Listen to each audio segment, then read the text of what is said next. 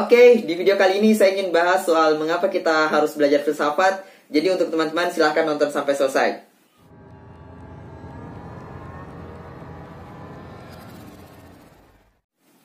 Oke, jumpa lagi di kanal YouTube saya teman-teman. Terima kasih sudah berkunjung kembali. Jadi di video kali ini saya ingin bahas soal mengapa kita harus belajar filsafat. Ada beberapa alasan yang akan saya utarakan. Tapi sebelum itu, bagi teman-teman yang baru pertama kali berkunjung ke kanal YouTube saya, perkenalkan, nama saya Andi Alfian, mahasiswa akhir di jurusan filsafat. Dan bagi teman-teman silahkan lihat di playlist atau lihat di kumpulan video. Siapa tahu konten yang ada di kanal YouTube saya relevan bagi teman-teman. Jangan lupa subscribe gitu. Oke, terus saja ke pembahasan. Sebetulnya saya buat video ini karena satu alasan. Pertama, alasan itu adalah karena ada seorang teman atau ada seorang penonton di kanal YouTube ini merequest. Dia bilang, "Kak, mohon dibahas soal mengapa kita harus belajar filsafat," gitu. Nah, permintaan itu juga sebetulnya relevan dengan niat saya membuat kanal YouTube ini. Jadi rencananya saya ingin buat soal pengantar atau hal-hal seputar filsafat yang menjadi pengantar untuk teman-teman yang tidak mengambil kuliah filsafat atau tidak mengambil jurusan filsafat. Jadi di video sebelumnya di sini teman-teman bisa lihat di sini saya bahas soal mitos-mitos atau paradigma umum orang-orang secara umum soal filsafat. Nah, di video kali ini saya ingin bahas soal mengapa kita belajar filsafat. Nah, setelah itu, setelah mengetahui alasan-alasan atau teman-teman sudah punya alasan, kita akan bahas di video selanjutnya apa itu filsafat, bagaimana cara belajar filsafat, dan beberapa pengantar masuk ke dunia filsafat gitu. Oke, langsung saja ke pembahasan gitu. Mengapa kita harus belajar filsafat? Pertanyaan ini ketika saya ajukan ke diri saya sendiri gitu, saya setidaknya punya 4 alasan mengapa saya ingin sekali belajar filsafat ya. Atau menurut saya ke teman-teman, kenapa kalian harus belajar filsafat atau kenapa kita semua harus belajar filsafat? Setidaknya 4 alasan ini. Yang pertama, karena pada umumnya filsafat itu sebetulnya mengantarkan kita pada kesejatian. Itu yang pertama. Filsafat mengantarkan kita pada kesejatian. Kesejatian yang saya maksud adalah bahwa filsafat punya peran penting dalam kehidupan kita sehari-hari. Dalam tanda kutip, filsafat mampu mengeluarkan kita dari kebiasaan-kebiasaan yang sudah kita lewati sehari-hari dengan terbiasa gitu. Jadi apa yang kita lakukan dalam sehari-hari itu tidak punya banyak perenungan mendalam karena kita sudah terbiasa melakukannya gitu. Kita sudah terbiasa bangun tidur, kita sudah terbiasa berolahraga, kita sudah terbiasa makan, kita sudah terbiasa membersihkan dan yang lain gitu. Karena kita menganggap itu sebagai kebiasaan hidup gitu. Seorang filsuf namanya Socrates, dia bilang seperti ini, hidup yang tidak direnungi adalah hidup yang tidak layak dijalani, kata dia gitu. Jadi sebetulnya kebiasaan filsafat mengantarkan kita pada satu titik di mana dia mengeluarkan kita dari pembiasaan gitu. Jadi dengan keluarnya kita dari pembiasaan, kita punya sudut pandang yang jauh lebih jernih gitu. Kita punya perspektif yang jauh lebih terbuka dan melihat sesuatu itu lebih sublim gitu. Nah, filsafat, mengapa kita harus belajar filsafat? Karena dengan belajar filsafat lah kita bisa keluar dari kebiasaan-kebiasaan itu gitu. Kita sudah terbiasa itu. Padahal seperti yang saya sebutkan tadi, kita sudah terbiasa makan, minum dan sebagainya. Padahal kita tidak pernah kita sebetulnya bisa bertanya dengan cara yang lebih dalam soal mengapa kita harus makan, mengapa kita harus berolahraga. Jawaban-jawaban akan pertanyaan itu meskipun tidak selalu terjawab, tapi kita punya semacam pengantar masuk pada keintiman sejati gitu. Filsafat mengantarkan kita pada satu momen keintiman gitu. Seperti itu. Nah, dengan begitu, itu akan mengantarkan kita pada alasan yang kedua. Mengapa kita harus belajar filsafat?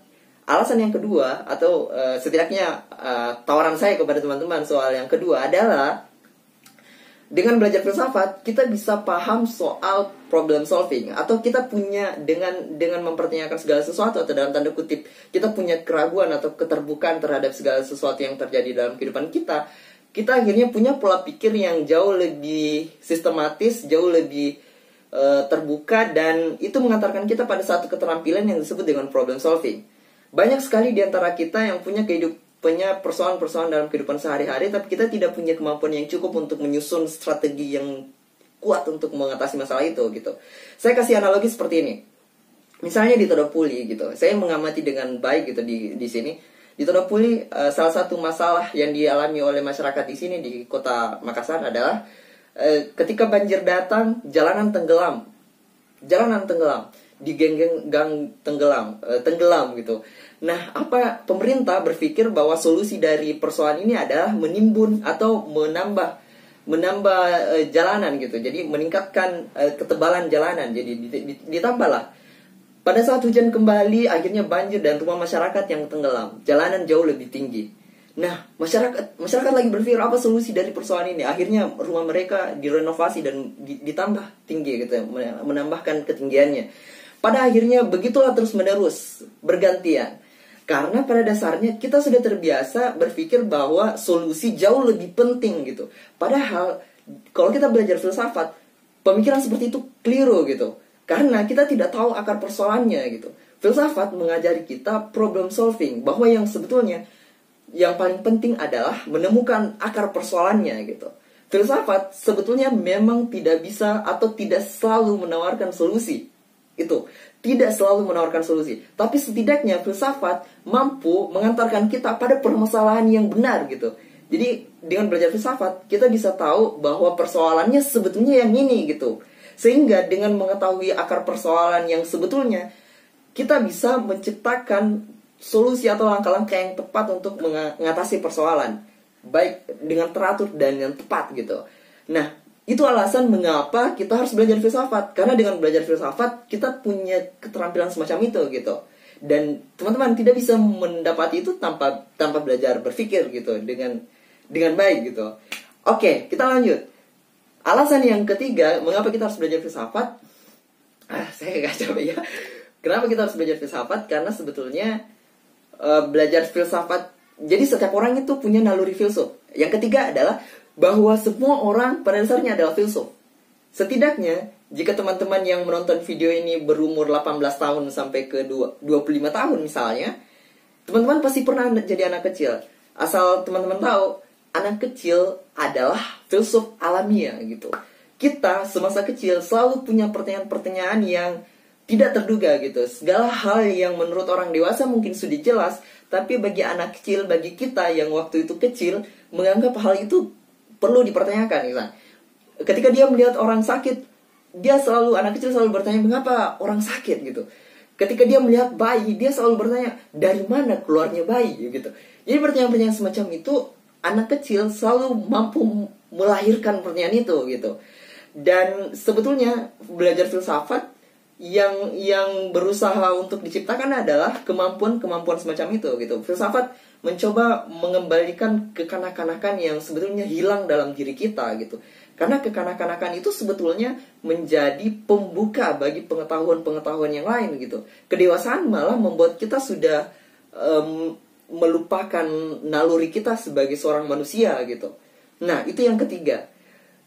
Kemudian yang keempat, teman-teman, alasan yang keempat saya sudah memikirkan apa yang alasan yang tepat gitu. Yang keempat mungkin alasannya adalah karena bagi teman-teman yang tidak kuliah di jurusan filsafat atau tidak mengambil mata kuliah filsafat, baiklah, teman-teman, ini alasan yang tepat untuk belajar filsafat. Karena filsafat pada dasarnya adalah Mother of Science, atau ya itu terdengar so Inggris ya. Atau filsafat itu sebetulnya adalah asal mula atau akar pengetahuan atau akar ilmu pengetahuan atau asal pengetahuan itu dari sana gitu. Jadi bagi teman-teman yang ngambil kuliah kedokteran, yang ngambil matematika, yang ngambil biologi, komunikasi, semua itu sebetulnya kalau teman-teman menggali atau membaca lebih banyak buku mulai dari sejarahnya, teman-teman akan tiba pada satu bidang disebut dengan filsafat. Karena asal mula pengetahuan itu dari sana gitu. Jika teman-teman merasa bahwa itu kurang cocok, atau saya kasih analogi seperti ini. Filsafat itu menjadi satu cara bagi setiap orang atau bagi setiap pakar untuk menekuni bidangnya gitu. Jadi misalnya di luar negeri, entah itu di Eropa atau di Amerika gitu, teman-teman bisa lihat, jadi alumni di sana atau alumni luar negeri itu selalu S3-nya selalu PhD.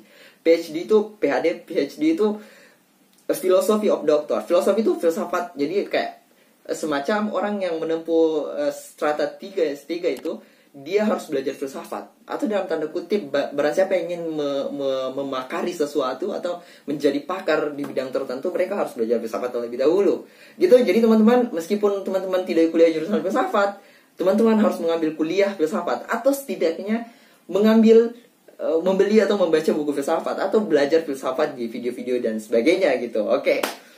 Oleh karena itu, tidak ada alasan untuk tidak belajar filsafat, karena filsafat membuat kita mengembalikan naluri kemanusiaan kita pada dasarnya.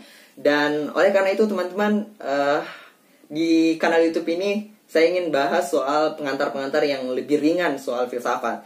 Mengapa kita harus belajar filsafat, tapi filsafat, bagaimana belajar filsafat, beserta filsafat-filsafat secara umum, dan mungkin suatu saat akan jauh lebih mendalam. Oke.